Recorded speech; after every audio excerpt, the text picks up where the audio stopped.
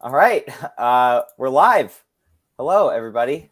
Welcome to Always Almost There Live. It's the first episode. We're here. We're very excited. We're going to be talking about the inaugural, if you will. Yes. For those of you who don't know, I'm Ryan. I'm Neil. I'm Kev. I'm Brian.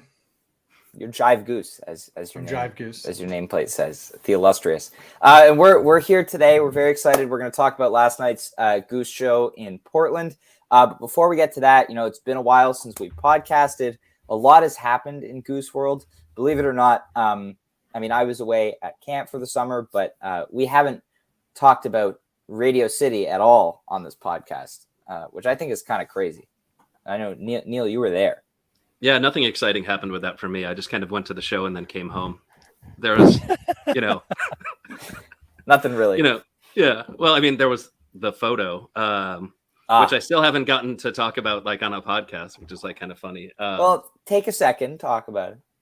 Yeah, it was really a funny thing. I just came out of my hotel. I was staying at the Radisson across the street, and then a guy walks up to me and he's like, "There's a guy over there with all of Trey's stuff," which made no sense to me at the time. And I was like, all right, well, I'll just go check it out, and walked over and started this conversation with a guy standing on the side of the road. Meanwhile, while I'm doing this, there's people milling about everywhere. There's people snapping pictures and all of this stuff. And, we just start talking, and it's like, why are you standing on the curb with all of this stuff? And he's like, it's the only place we could drop it. And so we talked for a few minutes, and he introduced himself. I guess he was Trey's guitar tech. And I was just trying to play it off oh, really? That's exciting. And then as I walked away, I took a couple pictures and then just posted it to Goose, Goose Twitter, which is a pretty small community of people, and kind of thought it wouldn't go any farther than that. And then a billion ensuing explosion retweets later, Viral. It became controversial. I don't know. It was pretty exciting. It was cool to see it. I had an amazing time at that show. Daniel was there with me, who couldn't be here with us today, but he's in the chat. There he is. There's Daniel. Amazing time. Absolutely amazing time. Awesome. And yeah. Well, I was just going to say, the controversy was mostly around the fact that Neil has a bit of a shady history when it comes to special guest rumors. Oh yeah, right. I did my most engaged tweet of all time, which if anybody knows me, they know I don't try too hard on Twitter. But I did kind of post a picture saying, Billy Strings was coming out. What was that, in Cleveland? Yeah, it was March Cleveland. 10th. Yeah, and there was all kinds of buzz about that one, and I of course was very wrong. There was no Billy Strings. It just was Coach with a rain stick. Happens to the best of us. Happens just to the Coach, best of he us. says. And Kev and Brian finally saw some shows this year last week. Very exciting. They've been talking about them for obviously forever and webcasting, but it was good. What was it like to finally get to see 2022 Goose last week? So look, it was an amazing time. We're recording again Monday night, so yes, we're gonna talk about that. We're gonna hit all these recent shows, starting with Maryland, through this weekend. So we'll talk about it a bit more. Then I'm not going to go into details other than just to say that, Colorado Goose is just the shit. Everybody knows that. So just an amazing time. Met tons of people. Partied with people at the shows. Crews all around us full of people that we know either from Twitter or just from past shows. So yeah, it was just a phenomenal time. Love it. All right, and then Ryan, if I could, real quick, the one thing I wanted to point out around those shows, Dylan and Red Rocks, especially, was we're always talking about the music. We're always talking about the songs. We're always talking about the jams. And what I would like to really kind of highlight is just the connection of the community and how awesome it is to connect with these fans in person and just rage with these fans in person. It's fantastic. Agreed. The community is a wonderful place for sure. So let's talk about last night's show, Portland Pioneer Courthouse Square. I think this is a really cool venue, a really cool spot for the show, just seemingly in the middle of Portland. I think Peter addressed that at one point in the show, but it looked really cool. Just the crowd and the stage with buildings all around. What did you guys think of the venue? Yeah, I always like venues like this, these summer, urban concert series. It's always a really cool vibe. This is a little bit different because it's ticketed. I've definitely lived in other places where they do kind of free summer concerts like that. It's a similar vibe.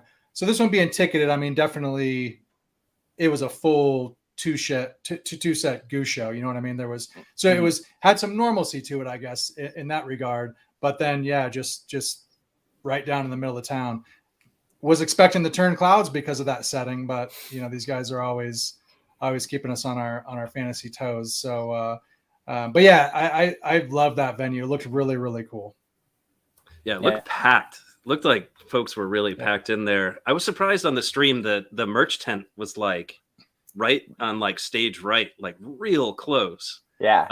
And yeah, it looked like they definitely sold as many tickets as they could for that one. Shout out to Naveed, who probably had a great view of the show, which he probably normally doesn't get. Really, really cool venue. And I mean, they may not have played Turned Clouds for your fantasy points, B, but it was a pretty good show. Opening with Indian River in this new kind of 80s-ish arrangement. We've been talking a lot about different arrangements of songs and how to note that recently, like, on Twitter or algoose.net or so forth.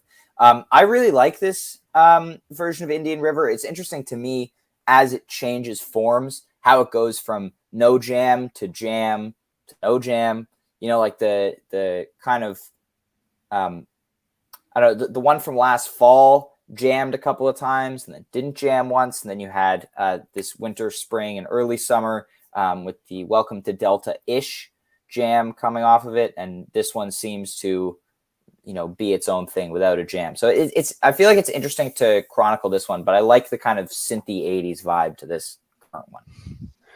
I personally kind of feel like that Indian River with that laid back sort of 80s synth vibe sort of set the tone for the entire show in terms of like tempo and feel. It was, in my personal opinion, I think it was a great way to open the show. Ryan, do you think Peter's like comfort level with the new synth kind of brought this tune out, or do you think? I mean, this is a very Nord. Like he's still playing this one on the Nord, not using the Moog Matriarch, which is his newest one. But I think, his comfort with definitely experimenting with different sounds on the Nord. Like this one sounds like he's blending a synth and a piano sound, kind of like a late 70s Brent-ish almost kind of tone, which I think it's cool to use sparingly in this setting. But it works for the song. So then the other big question is, will a council be convened someday to figure out how to name these different versions of Indian River? That's the plan. I think it needs to be organized somehow. It needs to be organized somehow. And I mean, this one, it's just you're really gonna have. I joke about all the time, like maybe this is version 4.2, but you really there's subversions. Yes, I mean there's been so many variations. Intro variations, tempo variations. We would need a workshop. We would need to workshop this for an afternoon. Pull up all known versions. Yeah, I mean it's a chore. It's a chore. Somebody should do it though. We could do a pod on Indian River, just Indian River arrangements. It's not a bad idea. Total of 2 listeners. Yeah. So from that Indian River opener, we get going right into the jams with Elizabeth. I think just coming in just under the 15-minute mark. Really, really like this jam. Got nice and real rock and roll vibe from the beginning. Peter switching to keys early as he tends to do with Elizabeth jams. A trend for this year has been Elizabeth, jamming a little bit more. I think it definitely leaves some potential on the table with some of these outings, but I like to see it stretching its legs more than it did last year, certainly. But I think this was a really, really great rendition of the song. Yeah, it's a good, we often see these early set one Elizabeths that have a nice little jam to them. So it feels a little bit like Flea where you get a nice kind of airy jam. I think everybody gets to stretch out a little bit. And this was that, Rick was just kind of floating over the double drums, the piano. I mean, good stuff. I mean, it felt like a Flea jam, in a lot of ways for me, which of course we end up getting later in the set. And I think there's definitely some similarities in those two jams. Yeah, this jam was like pretty cool. I think Peter was really intentional about this one. Second song, first set, Ryan gets a clav tweet right away.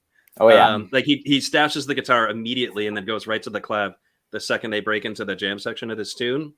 And then kind of they stay with like a funky vibe for a little while. And then Peter jumps to piano, and then that's where it gets like really, really good. Really enjoyed that kind of blissy, airy jam that they got into there.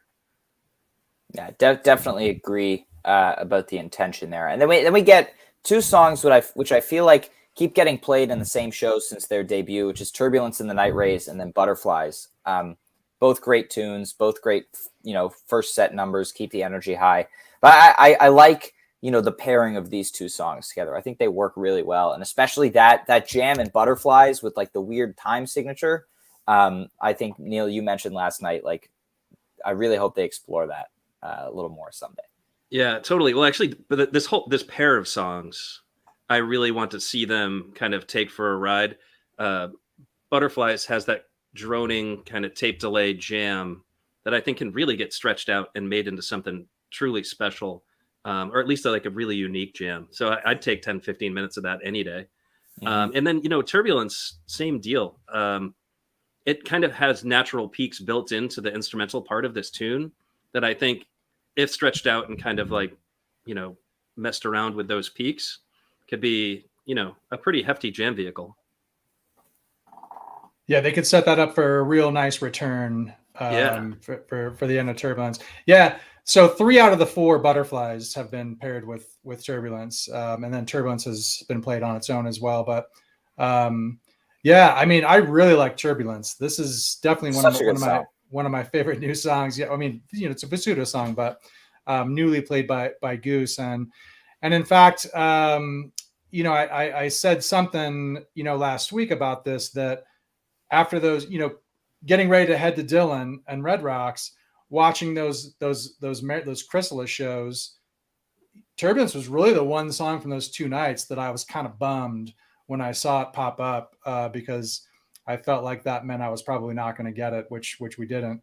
But really dig it. Really dig that song. And then, I feel like we've been saying the same thing about Butterflies since the first time they played, since its debut, that jam could really go somewhere very easily and naturally. So I'm a little surprised it hasn't happened yet, to be honest, through 4 plays, but I imagine it's not going to be long before they do something like that. But yeah, nice pairing. It's interesting that they keep them together. I mean, it's cool, but yeah, I kind of wonder if there's what their reasoning is for that. I'm curious. I think it was Haps that had mentioned on Twitter there that they could play Turbulence and the Night Rays every show and he wouldn't be upset. And I think I'm in that camp. It's just a great song. Yeah, really, really, really good. Nice classic rock kind of vibe. It's that Rick Matt Campbell writing duo. Just they're so good together. Then first set continues with a pretty succinct Old Man's Boat. Not much of a jam on that one, but still a great song to hear. And then Time to Flee and Tumble. Nice to see 3 Peter songs in the first set. They did audible Flee instead of It Burns Within, which, Kev, I know you probably are not the happiest about. But I think, we got a great jam out of that one. Another nice little bit of an improv. And then Tumble was a great way to close the set. It's no Peach Tumble. But it's still really, really great way to close out the set, as always. No Peach Tumble. It took me a second. That was a slow burn for me on that one. I like my face of surprise there is that I haven't seen the set list because I've been so busy at work, and then listening to this show, I didn't realize they had It Burns Within on the set list. That's exciting stuff. Only insofar as hopefully we see it in the next couple of shows, because it's a beautiful song, and I really want to hear it again.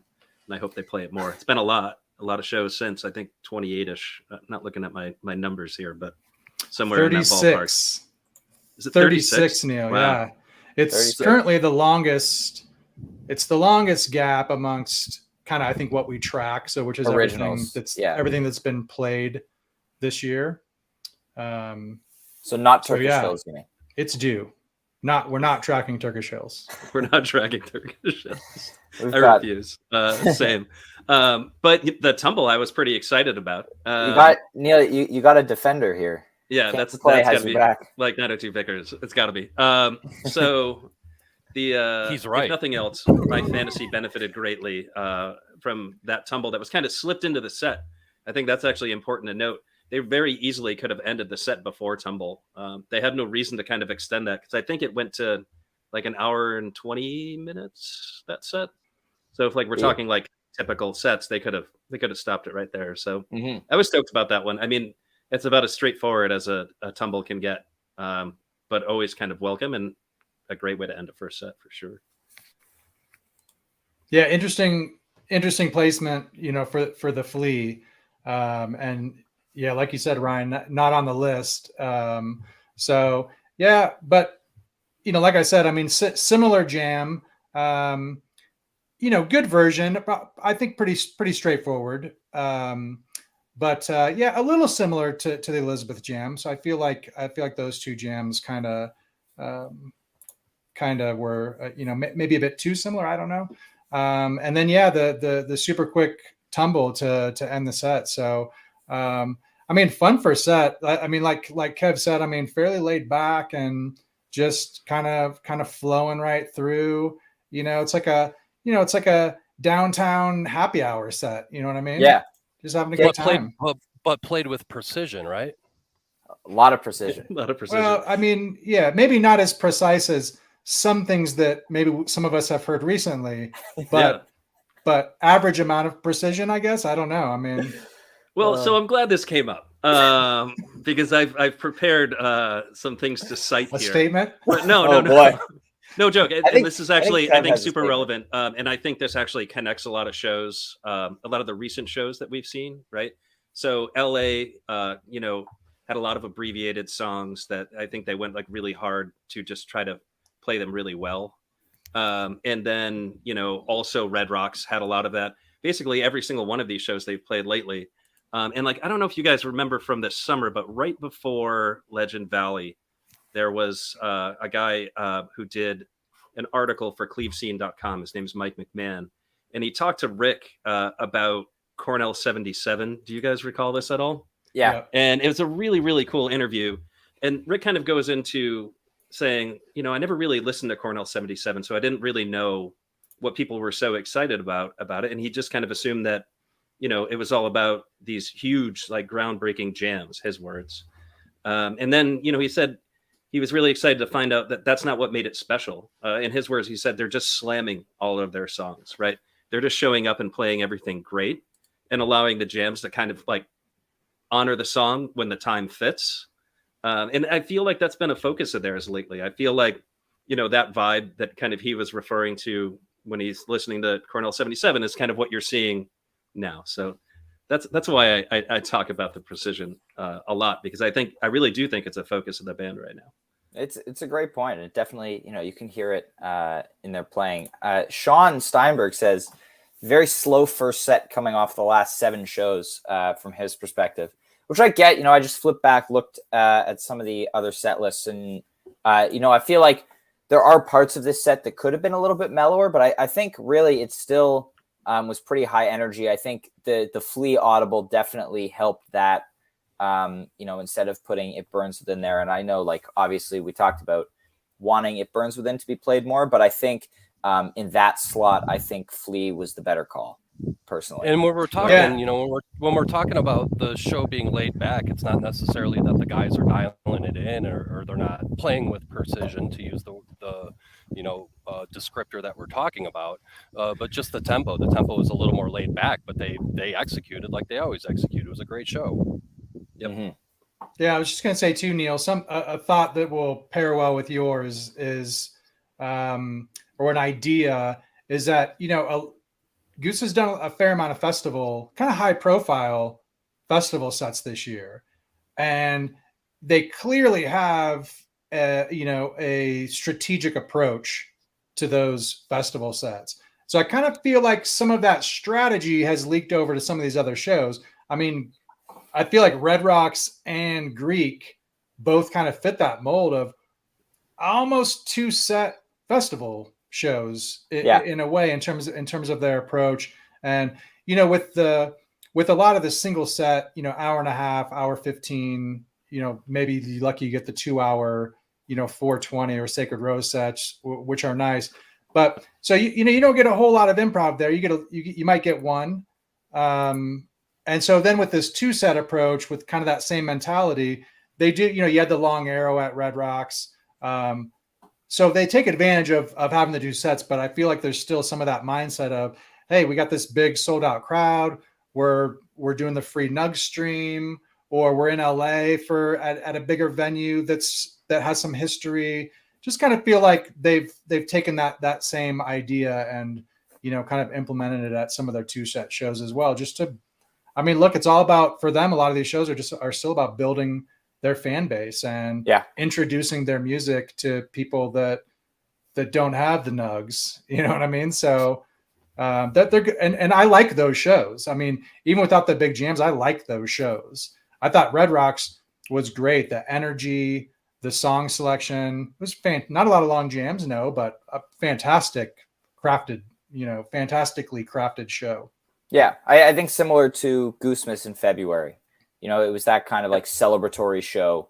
Without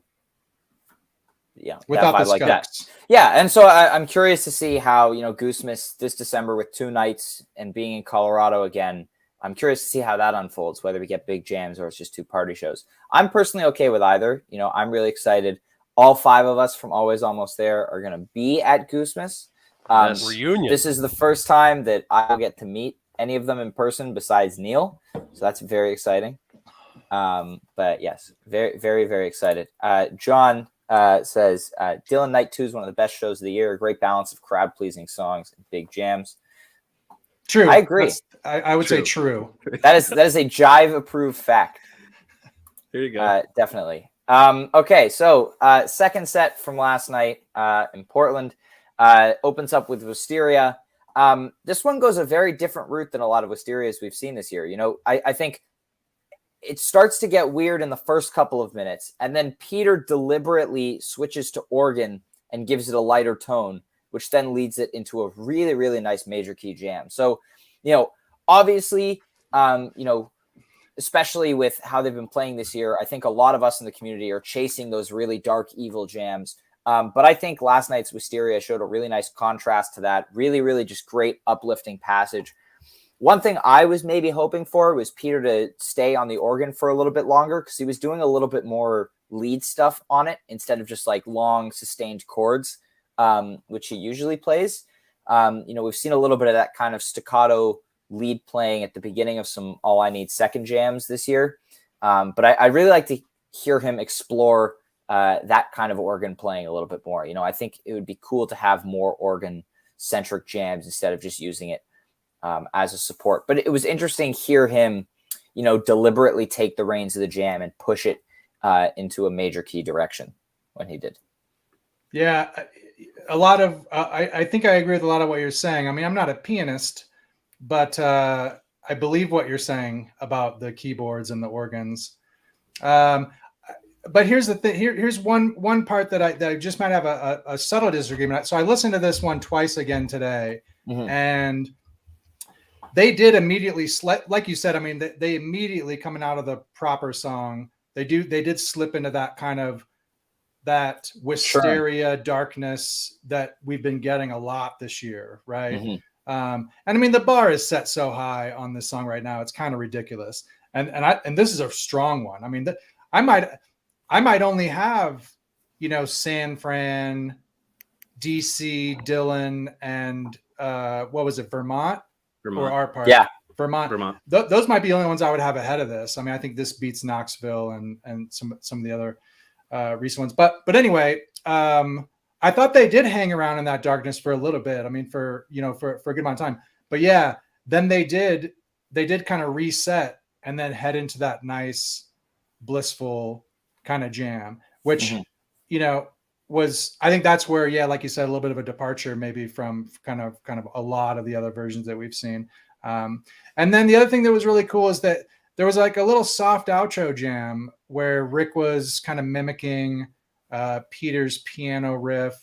That was cool. It didn't last too long, but I thought that was a really nice, just mellow, and that they kind of just melted that down into nothing. And then they went into a little bit of a, almost like a little bit of a slower or more ambient intro into Please Forgive Me. I kind of started playing it before, and eventually, kind of Ben kicked in and it started off like it normally does. But no, I thought that Wisteria was really strong. I mean, like I said, the bar is so high right now. This is one of my favorites. Yeah, I don't have much to add to that. It's Wisteria right now is one of those the three songs I think that if like Goose plays the first few notes, you're kind of jumping and screaming, right? So it'd be like this, like in 2022, All I Need, Wisteria, and Madavon, right? Yeah, like those, like you're guaranteed to go for like a pretty good ride, and like I think we've been really spoiled lately. This is still a great version of like a really good song, but yeah, definitely overshadowed quite a bit by some recent versions.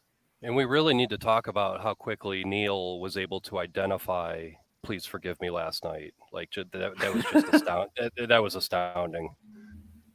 He's good at what he does. I listened to it a zillion times. I mean, I love that song before Goose ever covered it. The funny thing about Goose is that so it's kind of like they're kind of like You're Counting Crows. There are no counting crows. That's exactly right. There are no counting crows. Let's be reasonable here, gentlemen. Yeah, like this song specifically is a song that I've always loved for years and years and years. And they've done that a lot lately too. With the cover of Blood Buzz Ohio at Red Rocks. That's another one that I've been listening to that song for over a decade and like absolutely love it. This one's right up there with it. I didn't think I called it that fast, but I guess I did. I didn't think so either. Diesel Johnny coming hot off of his claim that the Vegas show was Goose's Cornell 77, which I think is a very big claim. But this is a great point. Best part of Goose is that you attend the show, you leave having a great time, and feel like it was special or the best yet. Everyone's a winner at Goose shows. I agree. Amen. True. I agree. Okay, so after I'm sorry, one second. I just wanted to pile on to all of the kudos that and adulation that Neil was giving David Gray and Please Forgive Me. I also love this cover. It was on Greek set list and got bumped, and sometimes that worries me because I think a lot of times we see stuff get bumped and then it might just go away again. You know what I mean? I think like This Old Sea recently.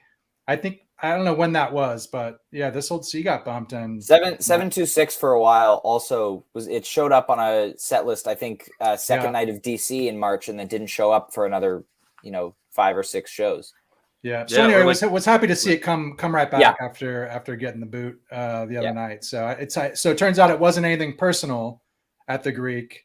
It may have just been a time management decision, which they did very well last night. I think they clock managed in an above average fashion for last night's show. We were very pleased about that. Incredibly professional show. Yes. And so second set continues on with Seekers parts 1 and 2. Not my favorite placement for this song. I think we've talked about this on pods previously. Seekers is a pairing of songs I think I'd rather see in the first set. I think kind of more towards the tail end of the second set, it could work after, a couple of bigger jams, but I feel like it takes a little bit of the wind out of the momentum coming in this slot.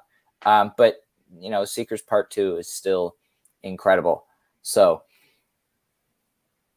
yeah, pretty familiar spot for this song right now, right? It is, or this set of songs, right? I don't have numbers in front of me, but I feel like that pairing has come like mid-second set a bunch of times. At least recently. No, we did get the first set at Red Rocks. Right. Yep. But second set at Radio City. Otherwise, yeah, you're right. It's been heavy second set Yeah, placement. right in that slot. Mm-hmm. Yes. Ooh, John with the great point. Either jam out Seekers or split them like they did in Worcester last year. That split was really good. I would not be opposed to hearing part 2 played on its own every once in a while as a set closer. I think it would be great. I think Seekers could also be a good encore pairing. I think, get out there with that. So after Seekers, hot take. I think it would be good. I think it would be good. After Seekers, we get Empress. I think, we were talking about this last night. This is probably the best Empress in a long time. I think best Empress of 2022 so far. I think the song had a really, really adventurous 2021, as evidenced by my bracket rankings from last year. But I think it's been lacking a little bit so far 2022 in terms of just interesting and unique improv. But last night's was really, really cool. Like kind of a long tension build, but in a unique way. I really, really like this Empress, I think. Yeah. So what I found interesting, I think it's tough. I think it's too early to make such bold claims, but I would have this up there amongst, San Fran and Pittsburgh. I think it's easily a top 3, and then we'll have to do some, we'll have to do a little time will tell, some A/B testing. ABC. Run it, just do our due diligence on that, and then see where it slots in. So it's weeks, not days, or certainly not hours. So we'll get to the bottom of it.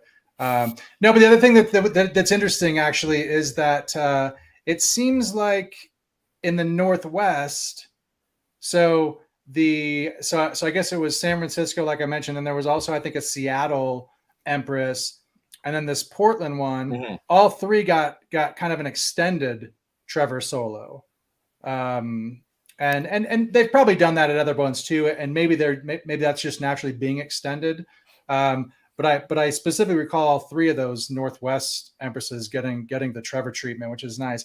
And then one other thing about Trevor, on the webcast,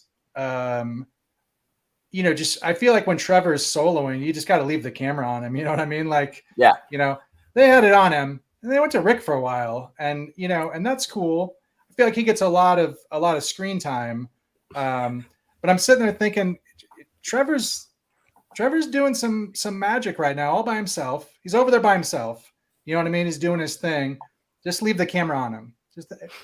We need to see more Trevor anyway. So that feels like just a golden opportunity. So anyway, and pass that on to whoever that needs to be passed on to. Let there be an option with Live One. Like, we should have a dedicated Trevor cam. I would just like to see Trevor cam. Yeah, dude. That would get a lot of views. Okay. Sure. I think so, for sure. Anything you guys want to add about the Empress? I mean, I have nothing to add on the Empress. I think it was a very, very good Empress. I think it does what a lot of other Empresses do. I think there was some energy in this one. I think you're right about like kind of where it kind of drops down to near silence and then kind of like slow build to like a pretty great Empress peak that we're used to. And the path that they took to get there wasn't really traditional. I don't really have like notes on who did what in that, but yeah, this is an Empress that's worth going back and listening to. It's not completely standard, and I've listened to it twice already. I'm kind of stoked to go back and check it out some more, even though I'm kind of known on this podcast for not loving Empresses. But no, I'm stoked about this one. It's good. And then on the written set list they had to close out the second set, very ambitious Dark Horse and Arrow after Empress, which I think, especially given the early curfew of this venue, I think it was definitely, we talked about this earlier, like a tall order for a 6-song second set. I think they played it well, and I think, putting 726 there instead of in the encore slot, I think was a good call. Though I feel like I would have rather 726 in the encore slot than the encore that we got.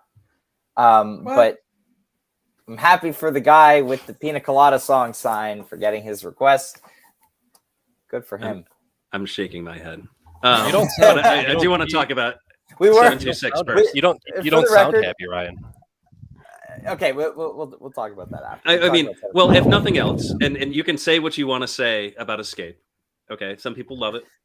Some people really don't love it. But that Escape robbed us of a dark horse and a narrow, and that's a reason to be mad at the guy with the sign. In any case, I digress. That 726, I love that close on the second set. I think it fit the vibe of the show really, really well.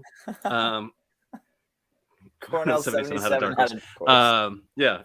So it did fit the vibe of the show. I think if you're ever going to get a slow song to kind of close out the second set, that's kind of a drag, right? Except for this song. Like this this as works. a slow song, so good.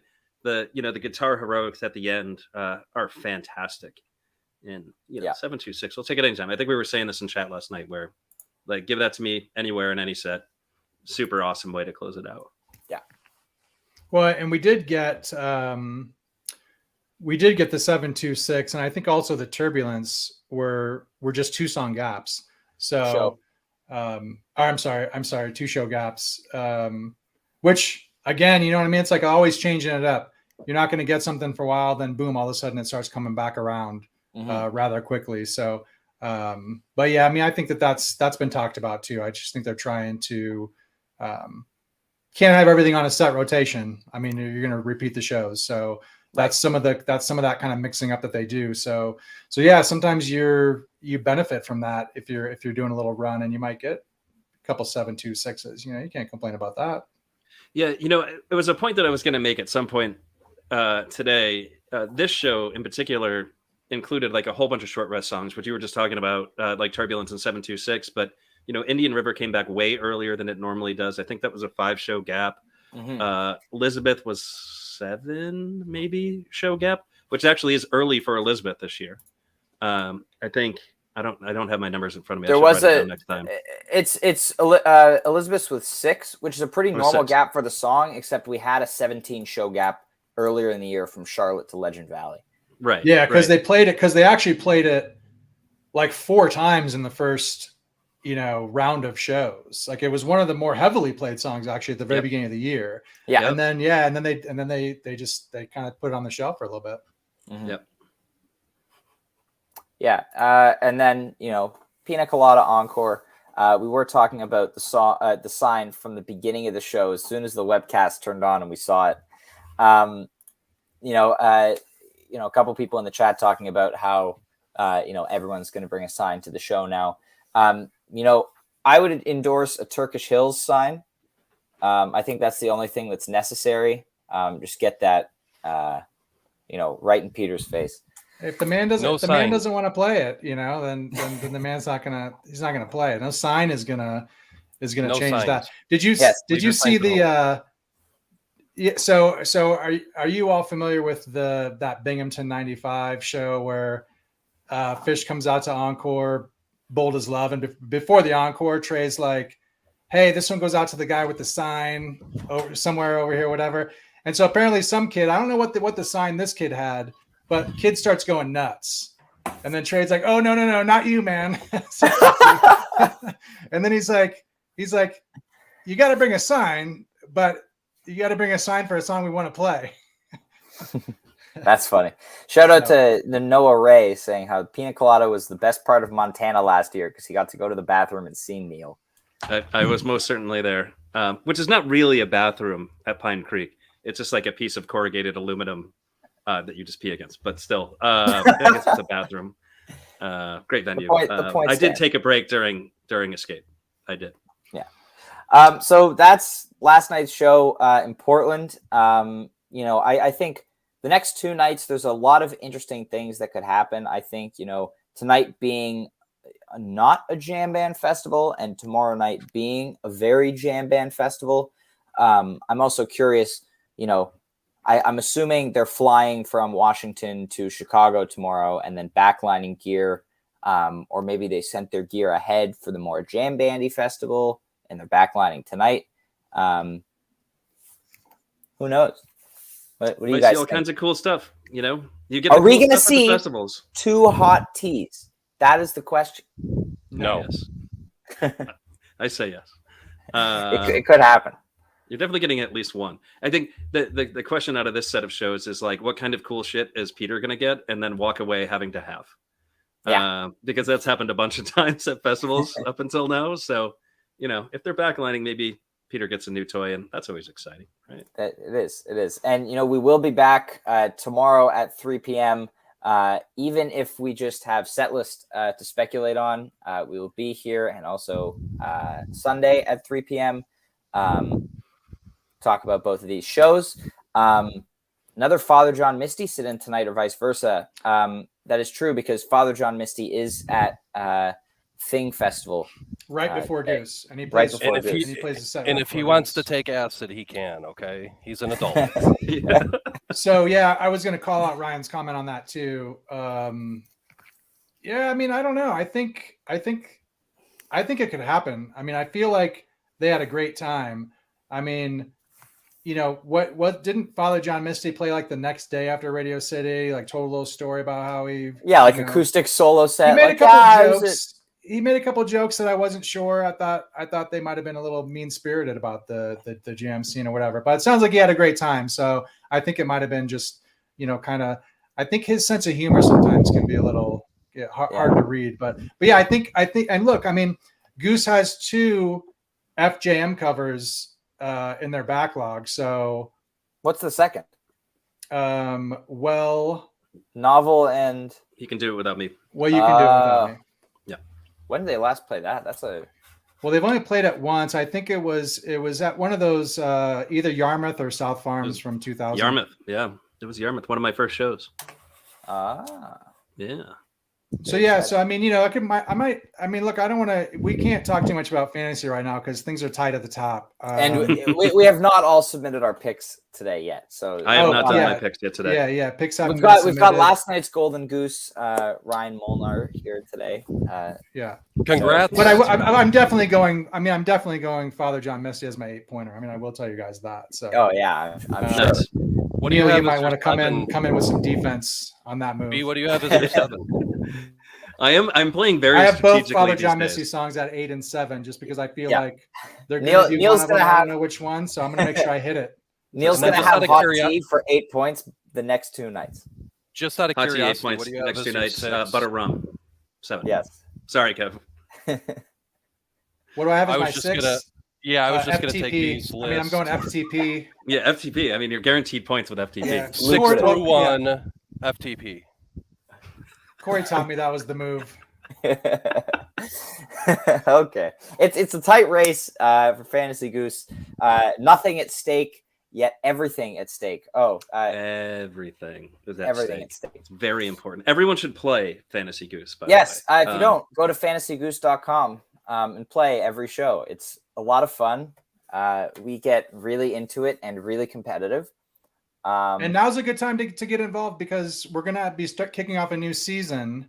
Yes, with Fall Tour. So get involved. have a few these are practice shows for you. If you don't play, practice up Get the this hang of it. weekend. Start a spreadsheet. We've Yeah, all got I was just gonna spreadsheets. say, yeah, you're gonna want to get Excel, and fire something up there.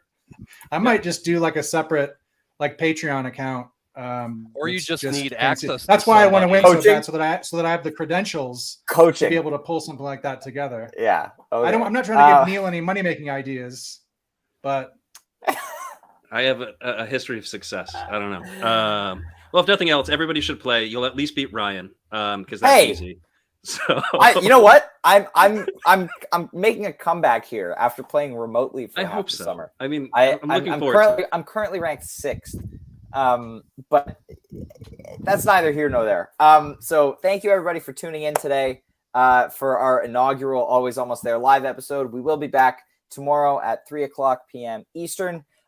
If you are going to any shows this fall, start thinking about if you would like to come on Always Almost There live.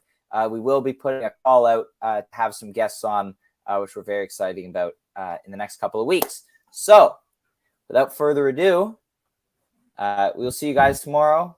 Thanks so much for tuning in. Love you guys. Thank you.